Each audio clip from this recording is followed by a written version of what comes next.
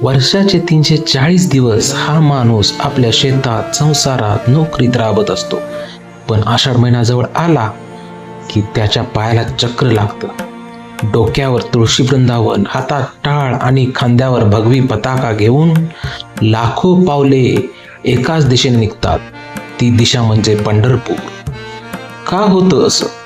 कोणती जादू आहे त्या विटेवर उभ्या असलेल्या सावळ्या मूर्तीमध्ये? वारी म्हणजे केवळ चालणे नाही, वारी म्हणजे संतांच्या विचारांचा प्रवास आहे. आळंदीतून माऊली आणि देहूतून जगद्गुरू तुकोबा जेव्हा प्रस्थान ठेवतात तेव्हा अख्खा महाराष्ट्र त्यांच्या पावलावर पाऊल ठेवून चालू लागतो.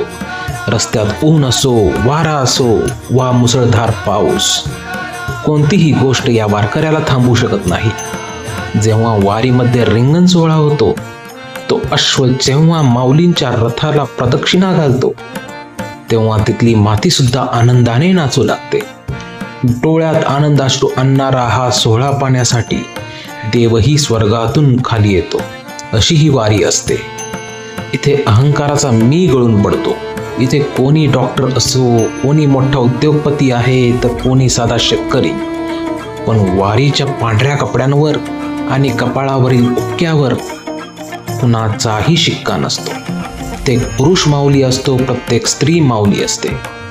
जेव्हा 70 वर्षांची एक आजी विठ्ठलाच्या ओढीने 250 किलोमीटर चालते तेव्हा तिच्या पायातले बोट तिला दुखत नाहीत, कारण तिच्या मनात एकच विश्वास असतो, माझा विठ्ठल माझी वाट पाहत आहे. वाटेत भेटणारा प्रत्येक जण एकमेकांना मदत करत असतो, अन्न देतो, पाणी देतो.